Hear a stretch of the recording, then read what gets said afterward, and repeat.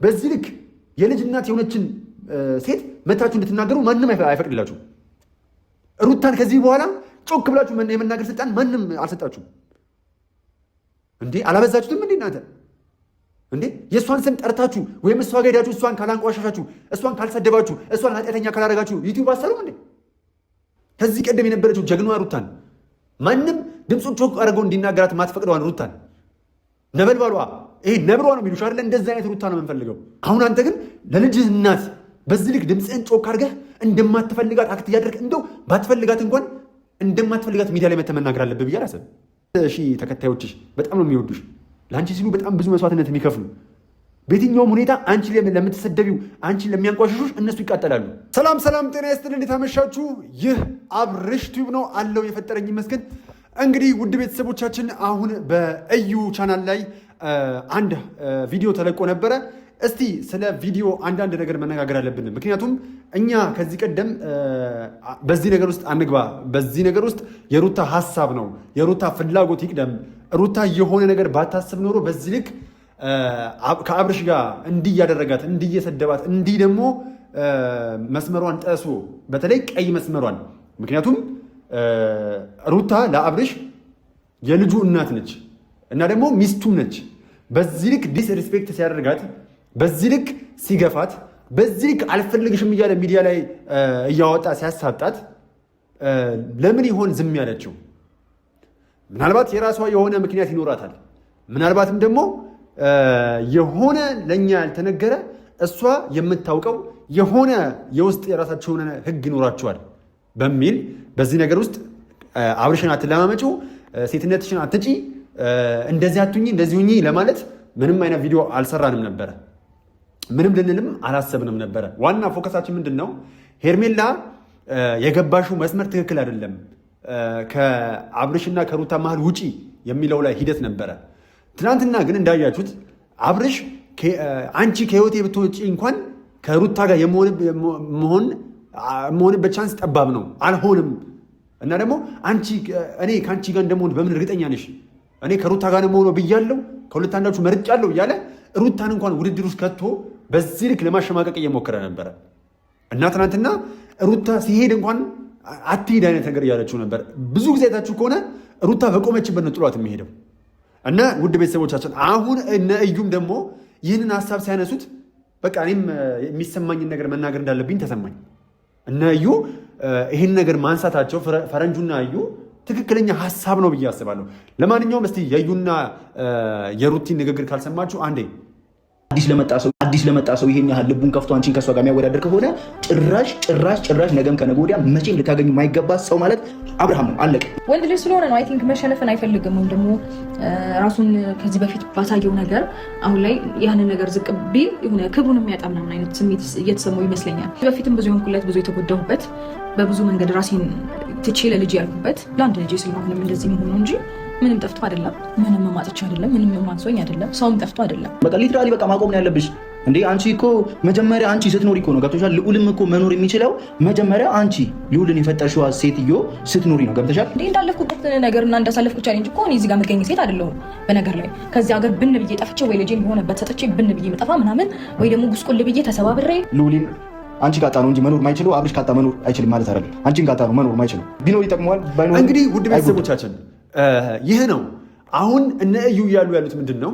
አብርሽ አንቺን ሊያከብር አንቺን ሊረዳ ትናንትና በመጣች ሴት በዚህ ልክ ውድድር ውስጥ አንቺን ሊያስገባ ከቻለ በቃ አንቺ ከህይወቱ ለአንዴና ለመጨረሻ ጊዜ መውጣት አለብሽ እያሏት ነው።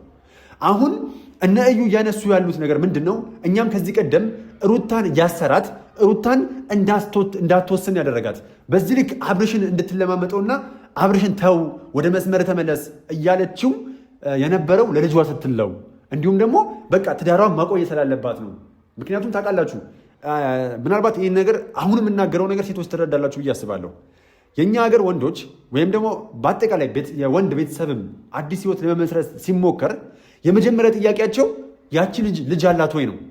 ብዙ ጊዜ ልጅ ያላት ወደ ትዳር ሌላ አዲስ ትዳር ለመመስረት ስትሞክር እጅግ በጣም ክራውድድ ነው። ምክንያቱም የኛ ባህል ልጅ ላለው ሰው በጣም በቃ እንዴት በሽታ አድርጎ ይቁጠረው እንዴት አድርጎ ያስበው አላውቅም። ከዚህ ቀደም ከነበረው ባሏ ጋር በእሷ ጥፋት እንደተፋታች እሷ መልካም ሳትሆን ወይ ደግሞ ባሏን አያያዝ ሳትችል እንደተፋታች ተደርጎ ነው የሚቆጠረው። እና ምናልባት ሴቶች ላይ እጅግ በጣም ከበድ ይላል። እንደውም ይህ ነገር ወንዶች ላይ ቀላል ይላል ብዬ አስባለሁ። ልጅ ያላትን ሴት ሲገባ እንደውም እንዲህ ናቸው የወንድ ቤተሰቦች። አሁን ደግሞ ልጅ ያላትን ሴት ለማግባት እጅግ በጣም አስቸጋሪም ስለሚሆን ነው።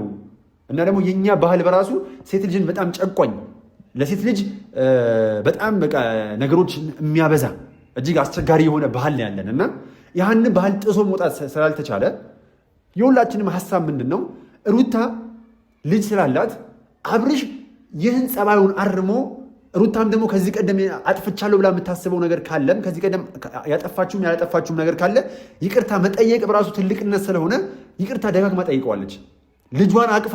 አሁን ውድ ቤተሰቦቻችን እንድትረዱ የምፈልገው አብርሽ መስመሩን ጥሷል። አብርሽ ትክክለኛ መስመር ላይ አይደለም። ለምን? እች ልጅ የእሱ ልጅ አቅፋ ነው ልጁን እንዳቀፈች ነው ዝቅ ብላ ይቅርታ የጠየቀችው። ከዚህ በላይ እች ልጅ አጥፍታ እንኳን ቢሆን ይቅርታ ብትጠይቅ ይቅርታውን መቀበል ግዴታ ነበረበት።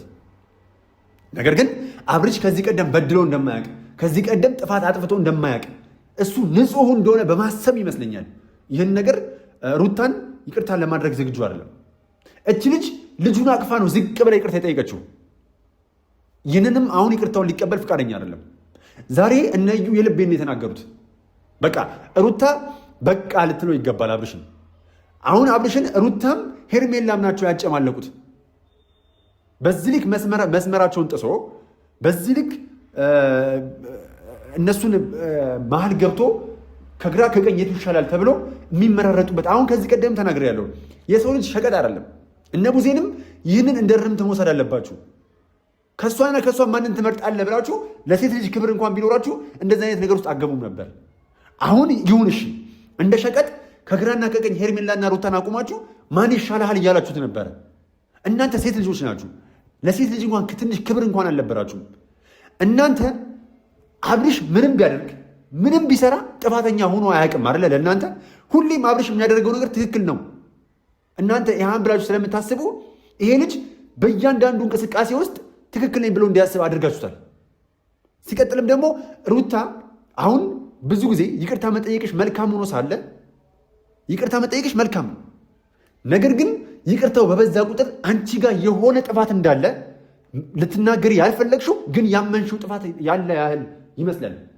አሁን አብርሽን በዚህ ልክ ስትለማመጩ፣ በዚህ ልክ ይቅርታ ለመጠየቅ ብዙ መስመሮችን ስትጥሺ፣ ያንቺን ደግሞ ቀይ መስመር አልፎ አንቺን በዚህ ልክ ሲያናግርሽ፣ ከአንቺ አልፎ የአንቺ ተከታዮች የአንቺ ቤተሰቦች እኛንም ጭምር አብርሽ እያናደደን። ስለዚህ አንድ ነገር ልንገርሽ፣ እኛ ሰዎች አንድ ሰው አብሮን እስከቆየ ድረስ አብሮን እስካለ ድረስ የዚህ ሰው ጥቅም እኛ አይገባን። እኛ አብሮን በእጅ ያለ ወርቅ እንደ መዳብ ይቆጠራል፣ በእጅ ያለ ወርቅ እንደ መዳብ ይቆጠራል ሆኖብን ነው።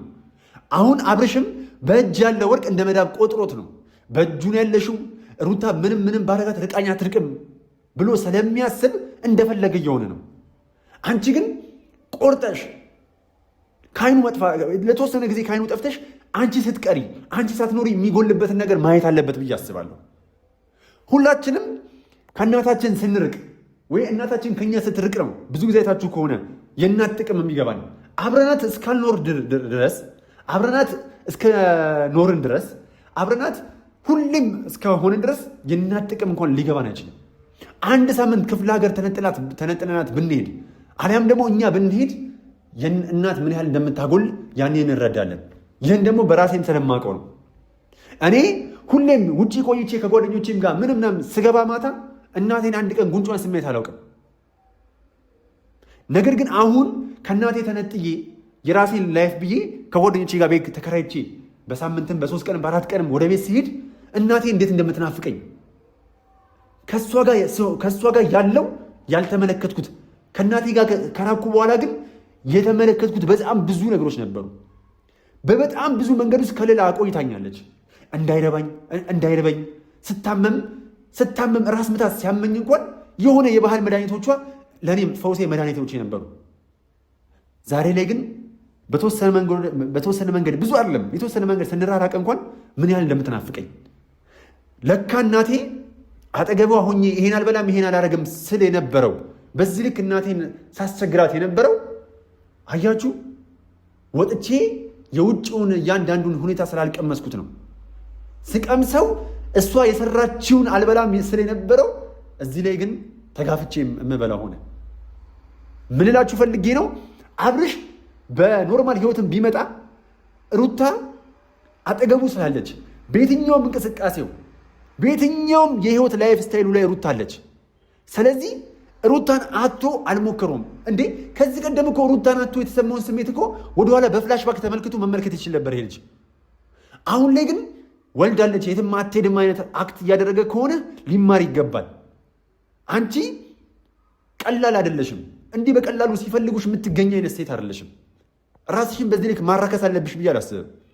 አንድ ሰው በቃኝ ካለ ሊበቃው ነው የሚገባው። በቃ እዚህ ጋር ይቅርታ ጠይቀሻል። አንቺ ለእኛም ትምህርት እንዲሆን አድርገሽ ሰጥተሽናል እኮ።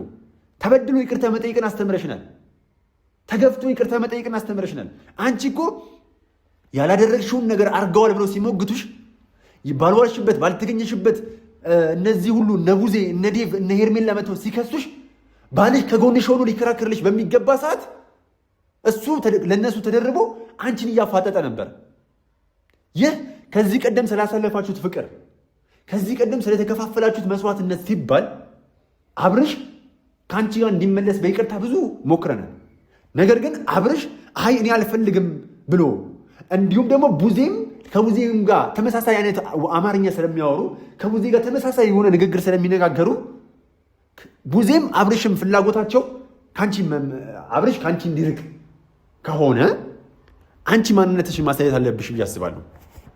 አብርሽ እዚህ ጋር እኮ አብርሽ ራሱ ብቻ ንቆሽ አይደለም የተናቅሽ ያለሽው፣ በዙሪያው ያሉ ሰዎች በጠቅላላ ሁላ የናቁሽ ነው። ከዚህ ቀደም እድሉን አግኝተን ሩታን ባወራናት ብለው የሚያስቡ ልጆች ሁላ ሳይቀር ነው የናቁሽ የመጡት።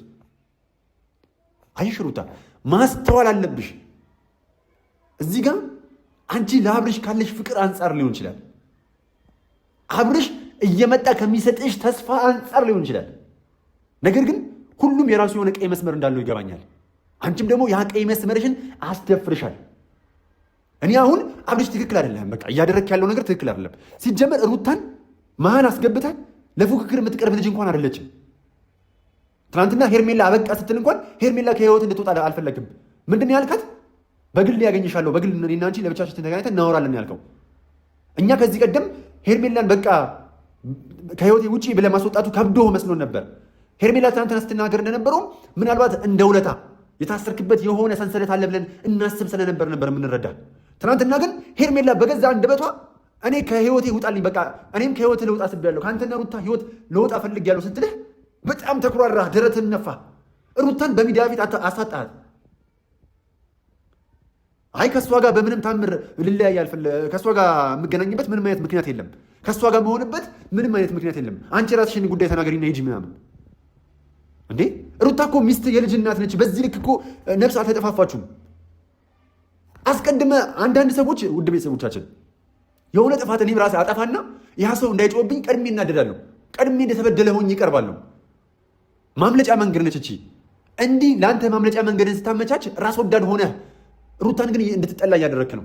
ሩታ ክብሯ እንዲደፈር እያደረክ ነው። ከዚህ ቀደም ድምፃቸውን ጮክ አድርገው ማይናገሯት ሁላ ድምፃቸውን ጮክ አድርገው እንዲናገሯት እየሆነ ነው። እኔ አንድ ነገር ልንገርህ፣ ሀሴት ፍቅረኛዬ ነች፣ ጓደኛዬ ነች። ግን በምንም ተአምር እንደው የፈለገ ጥፋት ብታጠፋ ሰው ፊት በዚህ ልክ ጮኬ ልናገራት አንዳንድ ጊዜ እጆች የራሱ ሊንቀጠቀጡ ይችላሉ። ከተናገርኳት ካመለጠኝ በኋላ ራሱ ቪዲዮ ከተቋረጠን እንዲሁም ቪዲዮ ሳይቋረጥ በቪዲዮ ያልተያዘ ላይፋችን እንኳን ቢሆን ሁሌም ይቅርታ ጠይቃታለሁ። ድምፄን ጮክ አድርጌ መናገሬ እጅግ በጣም ይደብረኛል። እንኳን ለሌላ ሰው አሳልፌ ልሰጣት አይደለም፣ እኔ እንኳን ስናገራት በጣም ይደብረኛል። አሁን አንተ ግን ለልጅህ እናት በዚህ ልክ ድምፅህን ጮክ አድርገህ እንደማትፈልጋት አክት እያደረግህ እንደው ባትፈልጋት እንኳን እንደማትፈልጋት ሚዲያ ላይ መተህ መናገር አለብህ ብዬ አላስብም። ምክንያቱም የዚች ልጅን ክብር እንዴ ከሆነ ጊዜ በኋላ እኮ በአንተ ዙሪያ ያሉ ሰዎች በጠቅላላ እየመጡ እኮ ደፍረው አፋቸውን ማለቀቂያ ያደርገውታል። አሚሩ በዚህ ልክ ሩታን እንዲናገራት መስመሯን እንዲጥስ። እሺ አንተስ ከዚህ ቀደም ስለምታውቃት ስለምትተዋወቁ ሚስት ስለሆነች ነው እሺ ተናገርካት እንበል። እንዴ እነዚህ በአንተ ዙሪያ ያሉ ሰዎች ቤቷ ገብተው ቤቷን የመዝረፍ በሯን ሰብረው የመግባት በዚህ ልክ እንድትደፈር የማድረጉ ነገር እንደው አብርሽ ይሄ ትክክል ነው ብለህ ታስባለህ? ይኸውልህ ብትጣሉ ብትራራቁ እንኳን ሚስትህን ከዚህ ቀደም የነበረችው ሚስት አስከብረህ ነው መለያየት ያለባችሁ። ማንም የሩታ መስመር ሊጥስ አይገባም። አንቺ ሩታ ራስሽ መስመርሽ ልታስከብር ይገባል። በዚህ ልክ እየመጡ አፋቸውን እንዲያለቁብሽ እድሉን አትስጫቸው። እንዴ በዙሪያው ያሉ ልጆች በጠቅላላ እኮ አሚሩ በተለይ እንዴት አይነት ከፍታፍ ሰው ነው በእናትህ። ከጎኗ ማንም እንደሌለ ነው አክት ያደርጋችሁ ያላችሁት እናንተ ወንዶች። ኤፍሬም ባይኖርማ እንዴት እንደምትሆኑባት አናውቅም። እኛ ደግሞ ከዚህ በኋላ በዚህ ልክ የማታቆሙ ከሆነ የራሳችን የሆነ የሚዲያ ዘመቻ እንጀምራለን። እንዲሁም ደግሞ ማግኘት በምንችልበት መንገድ እያገኘናችሁ እንነጋገራለን እንጂ በዚህ ልክ የልጅ እናት የሆነችን ሴት መታችሁ እንድትናገሩ ማንም አይፈቅድላችሁም።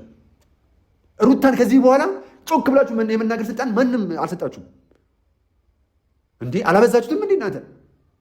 እንዴ የእሷን ስም ጠርታችሁ ወይም እሷ ጋር ሄዳችሁ እሷን ካላንቋሻሻችሁ፣ እሷን ካልሰደባችሁ፣ እሷን ኃጢአተኛ ካላደረጋችሁ ዩቲዩብ አሰሩም እንዴ? ይሄ በጣም ሼም እኮ ነው። በጣም ነው የሚደብረው። ስርዓት ልትይዙ ይገባል። በቃችሁ ልትባሉ ይገባል። አንቺ ራስሽ ሩታ ራሱ እንዴ ራስሽን አስከብሪ። በቃ ሀይ ከዚህ በኋላ አንዳችሁም ከዚህ ቀደም ስታላጊያቸው እንደነበረ ላኪያቸው። ምንም አይመጣም። እዩም እየተናገረ ያለው ይህንን ነው። በቃ ፍረንጁም እዩም አሁን እየነገሩሽ ነው። አሁን እናውቃለን ራስሽን ችለሽ መቆየት እንደምችይ መኖር እንደምችይ። ነገር ግን በዚህ ልክ ቀይ መስመርሽን አታስደፍሪ። ከዚህ ቀደም የነበረችው ጀግናዋ ሩታን ማንም ድምፁን ጮክ አድርገው እንዲናገራት ማትፈቅደዋን ሩታን ነበልባሏ ይሄ ነብሯ ነው የሚሉሽ አይደለ? እንደዚህ አይነት ሩታ ነው የምንፈልገው። ተልፈስፋሽ የምትወርቅ የሆነ እንዴት ነው የበሰበሰ ሸንበቆ እንደተደገፈች ነገር ግን ያሸንበቋ ዘንበል ካለ የምትወድቅ የሚመስላት አይነት ሩታ ነው በፍጹም ማንም አይፈልግም። ሁሉም በዙሪያሽ ያሉ ቤተሰቦችሽ በጠቅላላ ሁሉም ያንቺን ጥንካሬ ያንቺን ስኬት የሚፈልግ ነው። አንቺ ወድቀሽ ማንም መመልከት አይፈልግም። ያንቺን ስኬት እጅግ በጣም ነው የሚፈልጉት። አብርሽም ማንም ወድቆ ማየት አይፈልግም። አብርሽንም ግን አሁን አብርሽ ትክክል አይደለህም እያልነው ነው። እንዴ አብርሽ እኮ በጣም ምስኪንና የዋህ ልጅ ነበረ። ሲጀመር በምን ምክንያት እንደተቀየረ እንኳን አናውቅም። በተለይ በሩታ ላይ እንዴ አብርሽ እኮ የሆነ እንዴት ነው እርዳታ የሚያስፈልገው ሰው ሲያገኝ እንኳን እኛን ራሱ እንዴት አድርጎ ከፈረ እንዴት አድርጎ ወደ ሚዲያ እንዳመጣን እንዴት እንዳገዘን እኮ ሁላችንም የምናውቀው ነው። አሁን ላይ ግን ትክክለኛ መስመር ላይ አይደለም አብርሽ። ስለዚህ ሩታ አንድ ሰው ካጠገብሽ ሄዶ የዛን ሰው ጥቅም እስካላወቅሽ ድረስ በፍጹም የዛን ሰው ጥቅም ልትረጃ አትችይም። ስለዚህ አንቺም የራስሽን ውሳኔ የመወሰኛ ጊዜሽ ደርሷል ብዬ አስባለሁ። ከዚህ በኋላ በምንም ታምር ራስሽን ማዋረድ የለብሽም። ተገቢም አይደለም። ራስሽን አታዋርጂ። ይበቃሻል። በቃ ልትያቸው ይገባል። አንዳቸውም እነሱ መስመርሽን ጥሰው የመጡለታ ግን እመኝኝ እኛም አለን። እምንልሻለሁ መድኃኔዓለምን እኛም አለን። በቃ ያንቺን ደስታ፣ ያንቺን ፈገግታ፣ ያንቺን ጥንካሬ የሚፈልግ ቤተሰብ ነው ያለሽ። ስለዚህ ሩታ ከጎንሽ እንደዚህ አይነት ድንቅ ድንቅ ቤተሰቦች ለአንቺ ሲሉ የሚሰደቡ ለአንቺ ሲሉ ከማንም ጋር የሚጋፈጡ ቤተሰቦች እያሉሽ በፍጹም ወደኋላ መመልከት አለብሽ ብዬ አላስብም። ስንት ሺህ ተከታዮችሽ በጣም ነው የሚወዱሽ። ለአንቺ ሲሉ በጣም ብዙ መስዋዕትነት የሚከፍሉ በየትኛውም ሁኔታ አንቺ ለምትሰደቢው አንቺን ለሚያንቋሽሹሽ እነሱ ይቃጠላሉ፣ እነሱ ይናደዳሉ። እንደዚህ አይነት ቤተሰብ እያለሽ ወደኋላ ማለት አለብሽ ብዬ አላስብም። ራስሽን ተመልከች። ይህ የመጀመሪያ ሀሳቢ ነው። እመለሳለሁ ደግሞ ቢኬርፉል ሩታ። እንግዲህ ውድ ቤተሰቦቻችን ይህ ነው የምናገረው። ሩታ ራሷን ማስከበር እንዳለባት እናንተም በውስጥ መስመርም ትናንትና በነበረን ቆይታ ላይም ብዙ ነገር አውርተናል ብዬ አስባለሁ። ውድ ቤተሰቦቻችን አብራችሁ ስለቆየው እጅግ በጣም ደስ ብሎኛል። እናንተም አብራችሁ ስላላችሁ ደስ ብሏቸዋል ብዬ አስባለሁ። ፍቅር ያሸንፋል። ዋላ